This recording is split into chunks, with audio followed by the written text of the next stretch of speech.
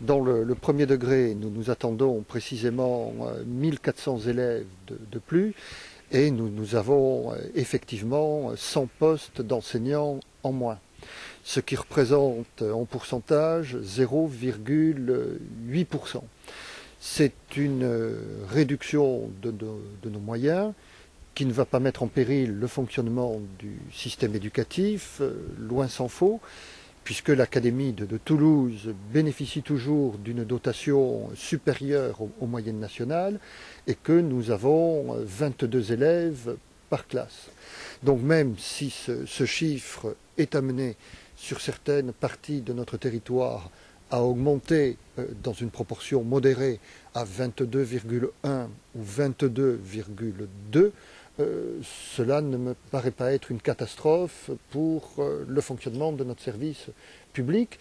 Je rappellerai que, par ailleurs, nous avons toujours dans l'Académie des surnombres budgétaires et qu'à la prochaine rentrée, nous devrions avoir encore 150 enseignants en surnombre.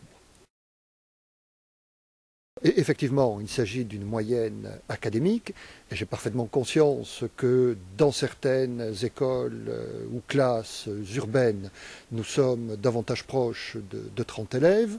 Inversement, nous avons dans l'académie des écoles à classe unique qui comptent moins d'une dizaine d'élèves. C'est donc qui s'explique par la physionomie de l'académie, par le fait qu'elle est une académie rurale.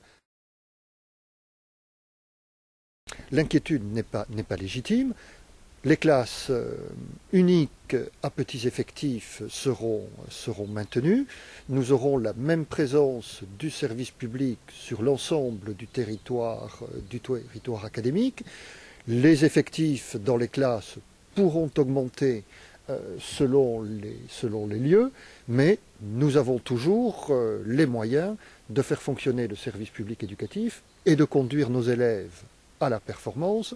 Je rappellerai d'ailleurs que l'Académie se caractérise par des résultats aux évaluations nationales très supérieurs aux résultats nationaux et que nous avons également des taux de passage en classe supérieure et des taux de redoublement inférieurs.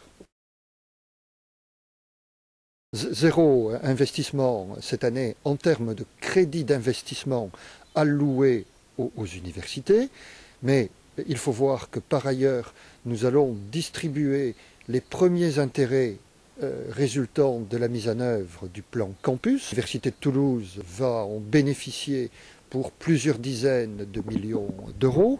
Nous allons également bénéficier cette année des crédits résultant du grand emprunt, les investissements d'avenir auxquels les universités toulousaines ont fait des réponses de qualité, et je ne doute pas qu'elles obtiendront des dotations importantes de l'État à cet égard.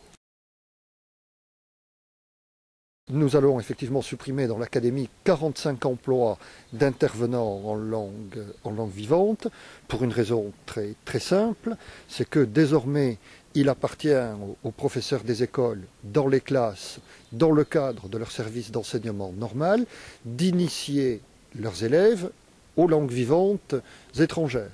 De la même manière que dans l'Académie de Toulouse, ils doivent faire une initiation à la langue et à la culture occitane, qui est la langue régionale. Donc il n'y a rien de spécifique ni de particulier à cette discipline, c'est l'application du droit commun.